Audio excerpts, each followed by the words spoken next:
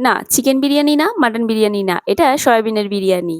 চলো recipe share করি। প্রথমে চালটাকে ৩০ মিনিট ভিজিয়ে রাখলাম, সয়াবিনটাকেও ভিজিয়ে রাখলাম। দুধের মধ্যে কেওড়া জল, গোলাপ জল, মিঠা আতর আর এখানে ফুড কালার দিয়েছি। তোমরা কেশর থাকলে কেশর দিতে পারো। দিয়ে মিশিয়ে রেখে দিয়েছি। এখানে টক দই ফেটিয়ে নিয়ে এখানে সয়াবিনের সাথে ম্যারিনেট করে রেখে দিলাম।